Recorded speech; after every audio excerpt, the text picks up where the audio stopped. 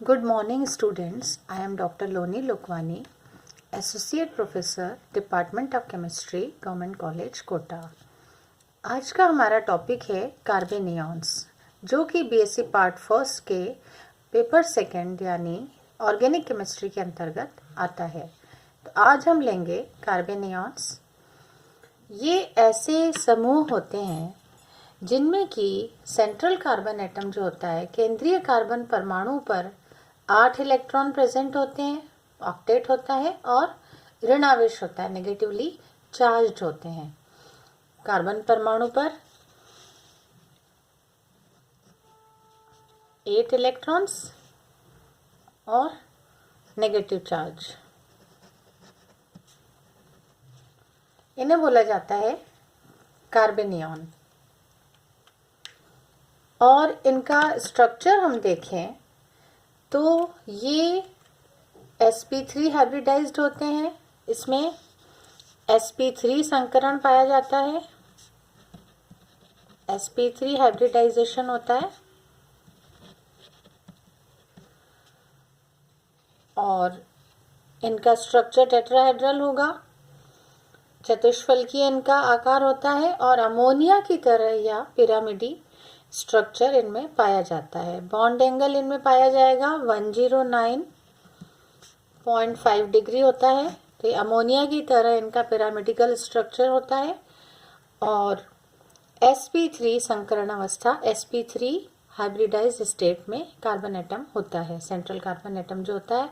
और ये न्यूक्लियोफाइल होते हैं क्योंकि इन पे नेगेटिवली चार्ज होते हैं, नेगेटिवली चार्ज स्पीसीज है, ऋणावेश पाया जाता है, इसलिए ये न्यूक्लियोफाइल्स होते हैं कार्बेनियॉन्स। इनका स्ट्रक्चर हम देखें तो कार्बन परमाणु इस तरह से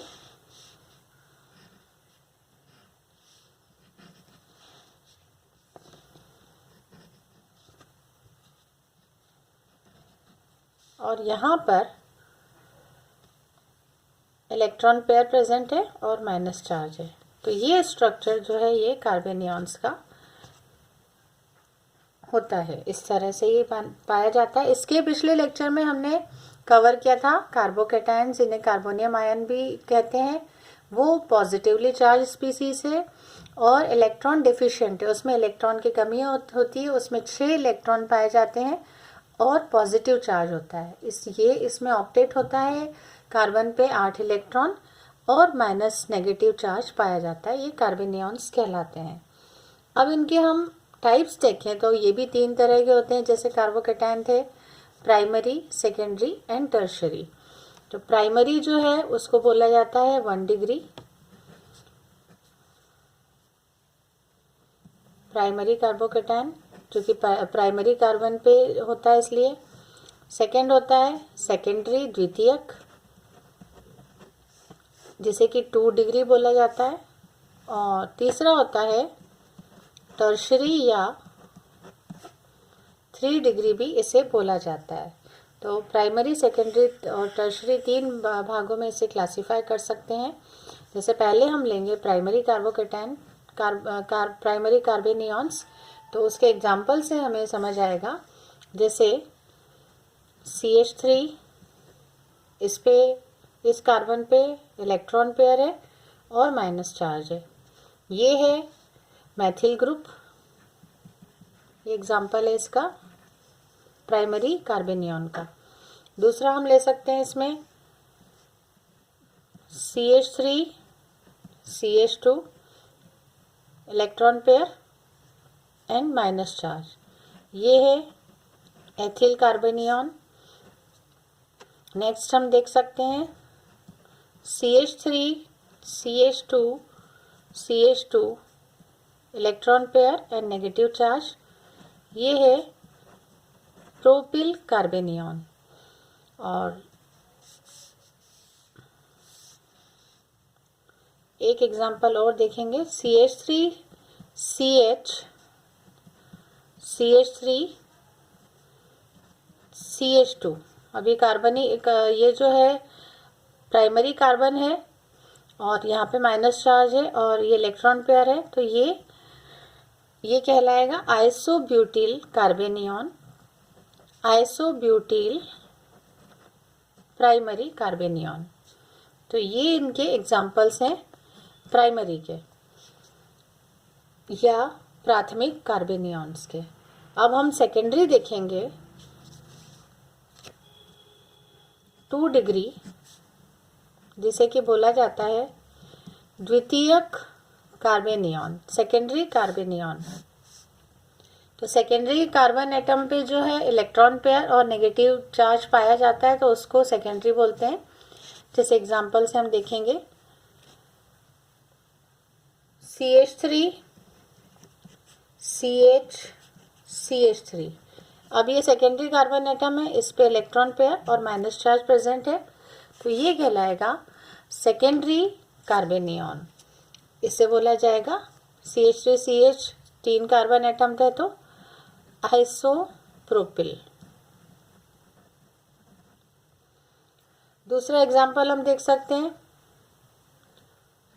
CH3 CH2 CH CH3। ये सेकेंडरी कार्बन एटम है, इस पे इलेक्ट्रॉन पेयर और माइनस चार्ज प्रेजेंट है, तो ये सेकेंडरी कार्बेनियन है। इसका नाम होगा सेकेंडरी ब्यूटिल, सेकेंडरी ब्यूटिल कार्बेनियन। अब इसी तरह से तीसरा टाइप है टर्शरी, जिसे कि बोला जाता है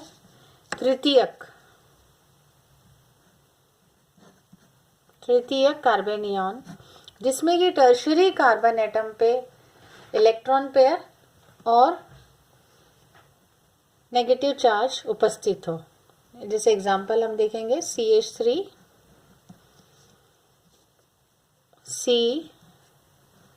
CH3 CH3। अब ये वाला जो कार्बन है ये टर्शरी कार्बन है, इस पे इलेक्ट्रॉन पेयर और नेगेटिव चार्ज है, तो ये कहलाएगा टर्शरी कार्बेनियन। ये होता है टर्शरी ब्यूटिल, टर्शरी ब्यूटिल। तो ये है क्लासिफिकेशन ऑफ कार्बेनियंस और उसके एग्जाम्पल्स। अब इनको अगर हम बनाए तो कार्बन से एक परमाणु या समूह को हटाकर कार्बेनियंस को बनाया जा सकता है। अब इनको इनकी स्टेबिलिटी अगर देखें, स्थायित्व, स्टेबिलिटी ऑफ कार्बेनियंस, स्थायित्व, ऑर्डर ऑफ स्टेबिलिटी कैसे देखेंगे? स्थायित्व,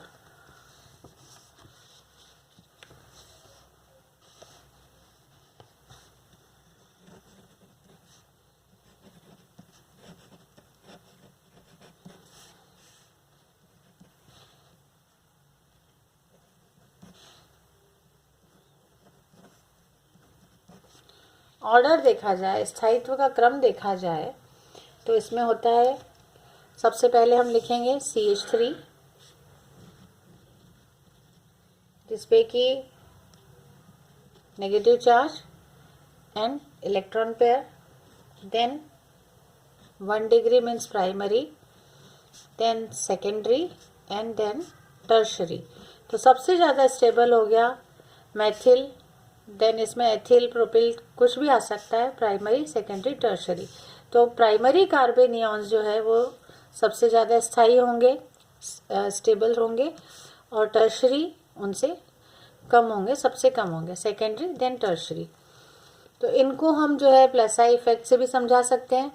जैसे कार्बेनियन कार्बन पर जैसे जैसे एल्किल सब्स्टिट्यूट जो होते हैं, प्रतिस्थापी जो होते हैं, उनकी संख्या बढ़ती है तो उनका प्लस आई प्रभाव पड़ता है, प्लस आई इंडक्टिव इफेक्ट पड़ता है, जिससे कि कार्बन पे क्या होगा, ऋणावेश पड़ेगा, क्योंकि इलेक्ट्रॉन डोनेटिंग ग्रुप होते हैं प्लस आई इफेक्ट वाले, जिससे उनका स्थायित्व का क्रम घटता जाता है। जैसे यहाँ 3 ग्रुप्स प्रेजेंट है, 3 सब्स्टिट्यूट होते हैं, यहाँ 2 ग्रुप्स प्रेजेंट है एल्किल, यहाँ 1 ग्रुप है। तो जैसे जैसे प्रतिस्थापी समूह या सब्स्टिट्यूट जो बढ़ते जा रहे हैं, तो प्लस आई इफेक्ट वाला अगर समूह जुड़ा है तो वो इसके स्टेबिलिटी को कम करेगा, घटेगा, और रिएक्टिविटी, क्रियाशीलता बढ़ जाएगी। जैसे कोई ग्रुप है ये इलेक्ट्रॉन डोनेटिंग है,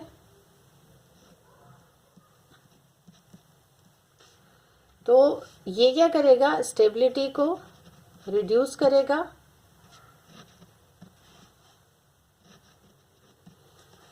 कम करेगा और रिएक्टिविटी को बढ़ाएगा, क्रियाशीलता जो है उसको बढ़ाएगा, इसको कम करेगा। जैसे ये कौन से ग्रुप्स होते हैं, मैथिल ग्रुप है, CH3 है, C2H5 है, CH3 होल ट्वाइस CH है, जितने भी प्लस आई वाले हैं तो उस हिसाब से उनका इफेक्ट पड़ता है। अब अगर कोई ऐसा ग्रुप जुड़ा है जो कि इलेक्ट्रॉन अट्रैक्टिंग है, आकर्षित करने वाला है, या ये प्लस आई इफेक्ट वाला है, ये इलेक्ट्रॉन डोनेटिंग था, ये इलेक्ट्रॉन को अट्रैक्ट करने वाला अगर कोई ग्रुप जुड़ा है, इलेक्ट्रॉन को अट्रैक्ट कर रहा है, इलेक्ट्रॉन विड्रॉइंग ग्रुप है, तो उसे बोला जाता है माइनस आई ग्रुप वाले समूह। माइनस आई इंडक्टिव इफेक्ट वाले ग्रुप होते हैं। उससे क्या होगा, ऋणावेश इस पे, नेगेटिव चार्ज जो है वो घटेगा, क्योंकि इलेक्ट्रॉन विड्रॉइंग ग्रुप से इलेक्ट्रॉन को आकर्षित करने वाले समूह हैं, तो इलेक्ट्रॉन जो डेंसिटी यहाँ कम होगी तो ऋणावेश घटेगा, नेगेटिव चार्ज कम होगा और स्टेबिलिटी यहाँ पे बढ़ेगी। तो माइनस आई इफेक्ट वाले समूह जुड़ने से स्टेबिलिटी इंक्रीज होगी, बढ़ेगी। जैसे क्लोरो ग्रुप है, माइनस आई इफेक्ट वाले ग्रुप आप जानते हैं, क्लोरो है, नाइट्रो है, CN ग्रुप है, CHO है, COOH है, COOH कार्बोक्सिलिक ग्रुप है। तो इस तरह के जो समूह हैं ये जुड़ने से इनके स्थायित्व बढ़ता है, और प्लस आई इफेक्ट वाले जो ग्रुप हैं, एल्किल ग्रुप्स हैं जैसे, उनको जुड़ने से उनका स्थायित्व घटता है, कार्बेनियॉन्स का। तो ये इनके कुछ फैक्टर्स हैं। अब अगर हम ऐसे ही रेजोनेंस का इफेक्ट देखें, अनुनाद का देखें, तो अनुनाद पे जैसे रेजोनेंस, जैसे बेंजील ग्रुप है C6H5CH2, तो जितने ज़्यादा रेजोनेटिंग स्ट्रक्चर्स होंगे उतनी ज़्यादा जो है स्थायित्व बढ़ता है। तो अनुनाद से तो स्थायित्व बढ़ेगा। रेजोनेटिंग इफेक्ट अगर देखें, इफेक्ट ऑफ रेजोनेंस अगर देखें, इफेक्ट ऑफ रेजोनेंस, अनुनाद का प्रभाव, इससे स्टेबिलिटी इंक्रीज होती है, बढ़ती है। जैसे बेंजील है C6H5CH2, यहाँ CH2 ग्रुप है और यहाँ माइनस चार्ज है। तो डीलोकलाइजेशन जब होगा इलेक्ट्रॉन्स का, इसमें क्या होगा, जैसे यहाँ डीलोकलाइजेशन होगा तो यहाँ इलेक्ट्रॉन डेंसिटी ज़्यादा होगी, तो ये इधर शिफ्ट होंगे इलेक्ट्रॉन्स। तो नेक्स्ट स्ट्रक्चर कौन सा बनेगा, माइनस चार्ज इधर आ जाएगा और यहाँ CH2, यहाँ डबल बॉन्ड हो जाएगा। ये रेजोनेटिंग स्ट्रक्चर है इसका। अब नेक्स्ट स्ट्रक्चर क्या होगा, ये डबल बॉन्ड इधर होगा, तो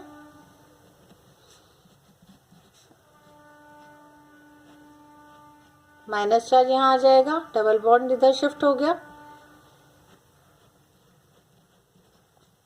ये शिफ्टिंग जो हो रही है मीन्स इलेक्ट्रॉन शिफ्ट हो रहा है, बॉन्ड शिफ्ट हो रहा है, ये माइनस चार्ज इधर डीलोकलाइज हो रहा है, इलेक्ट्रॉन्स की डीलोकलाइजेशन, विस्थानीकरण जो है वो शिफ्ट